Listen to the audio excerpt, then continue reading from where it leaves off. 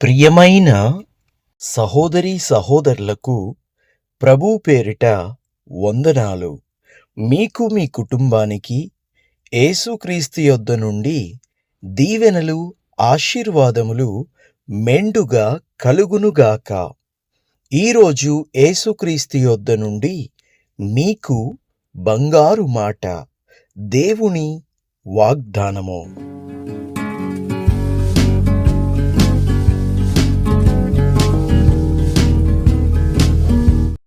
కీర్తనలు 36వ అధ్యాయము 9వ వచనము. నీ యొద్ద జీవపు ఊట కలదు. దేవునికి స్తోత్రము. ప్రభు దగ్గర జీవపు ఊట ఉన్నది. కాబట్టి మనము ప్రభువులో ఉంటే జీవించగలుగుతాము. ప్రభువు మనల్ని జీవింప చేయగలుగుతాడు. ఎందుకంటే ఆయన రిఫ్లెక్షన్, ఆయన యొక్క శక్తి, ఆయన యొక్క పవర్, ఆయన యొక్క ఆత్మ మనల్ని బ్రతికిస్తుంది. ఉదాహరణకు చెప్పాలంటే చంద్రుడున్నాడు. చంద్రుడికి ఎటువంటి వెలుగు లేదు, అది ఒక చీకటి ముద్ద. కానీ సూర్యుడి వలన వెలుతురు వెళ్ళి చంద్రుడి మీద పడుతుంది. అలా సూర్యుడి వలన వెలుతురు చంద్రుడి మీద పడడం వలన చంద్రుడు వెలుగుతూ ఉంటాడు. చంద్రుడు వెలుగుతూ చీకటి సమయంలో మన భూమికి వెలుగునిస్తాడు. అప్పుడు చంద్రుడు కూడా వెలుగు కలిగి ఉన్నట్లుగా కనబడతాడు. ప్రభువు మన జీవితంలో ఉంటే మనము కూడా వెలిగిపోతాము ఆ చంద్రుడిలాగా.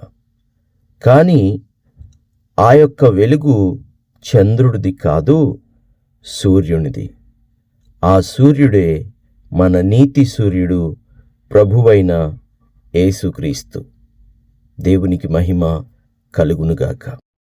సూర్యుని వెలుగు ఉన్నది గనుక చంద్రుడు వెలుగుతున్నాడు. మన ప్రభువు వెలుగు మనల్ని వెలిగిస్తాడు. దేవునికి స్తోత్రము కలుగునుగాక. అయితే కొన్ని జీవితాలు, కొందరి భక్తి ఎలా ఉన్నది అంటే, పెళ్లి చూపులకి ఒక యవనుడు వెళ్ళాడు. పెళ్లి చూపులకి వస్తున్న ఆ యవనుడి కొరకు పెళ్లి కూతురు ఇంటి తరపు వారు ఆమెను చక్కగా తయారు చేసి, బాగా మేకప్ వేసి, నీడలో లైట్ల మధ్య కూర్చుండబెట్టారు. ఆ వెలుతురికి ఆ అమ్మాయి దగదగ మెరిసిపోతూ ఉంది.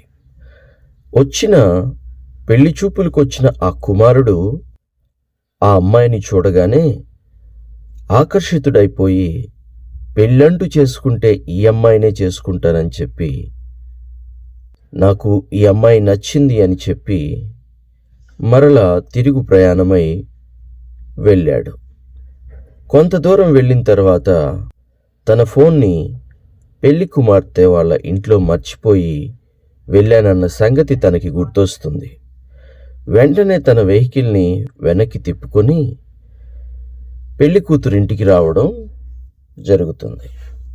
ఈ లోపల పెళ్లి కుమారుడు వెళ్ళిపోయాడు కదా అని చెప్పి బయటకొచ్చి ఆ పెళ్లి కూతురు ఎండలో నిలబడుతుంది. ఎండలో ఏవో పనులు చేస్తూ ఉంటుంది. ఆ సమయానికి ఆ పెళ్లి కుమారుడు వస్తూ ఉన్నాడు. ఈ పెళ్లి కుమార్తె బయట నిలుచుని తన స్నేహితులతో, తన స్నేహితురాండ్లతో ఆడుకుంటూ, మాట్లాడుకుంటూ ఉంది. తమ ముఖానికేసిన ఆ యొక్క రంగంతా కరిగిపోయింది. అప్పుడు ఆ అమ్మాయి ఒరిజినల్ కలర్ ఏంటో బయటపడింది. తాను ఇందాక కనిపించినంత వెలుగుగా లేదు, తాను నల్లగా ఉంది. అది చూసినటువంటి పెండ్లి కుమారుడు ఒక్కసారిగా షాక్ అయి నోరెళ్ళబెట్టాల్సి వచ్చింది. ఇదే మాదిరిగా చాలామంది జీవితాలు ఉన్నాయి. పైకి భక్తి, లోపల మాత్రం ఎటువంటి వెలుగు లేదు. పైకి మాత్రము దేవుని పిల్లల్లాగా దేవుని కుమారుల్లాగా కుమార్తెల్లాగా కనిపిస్తూ నిజమైన భక్తుల్లాగా కనిపిస్తూ లోపల మాత్రం అంతరంగంలో చీకటిని కలిగి ఉంటున్నారు.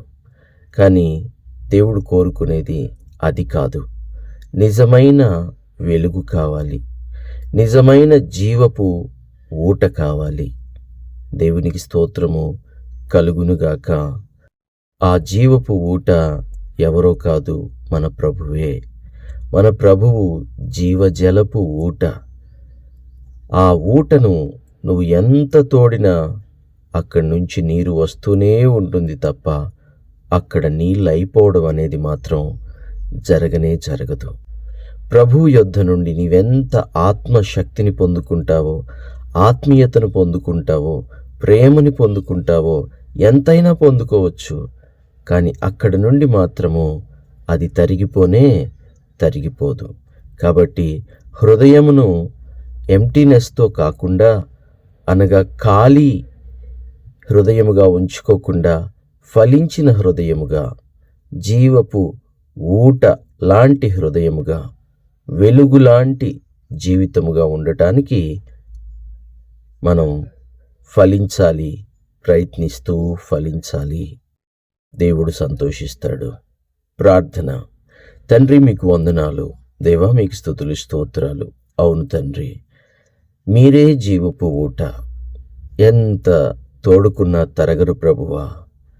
కానీ ప్రభువా, మాలో చాలామంది జీవితాలు పైకి మాత్రమే జీవపు ఊటలాగా, ఏదో ఒక వెలుగు మెరుపులాగా కనిపిస్తూ ఉన్నారు. కానీ దేవా, హృదయాంతరంగములలో చీకటి ఏలుబడి చేస్తోంది.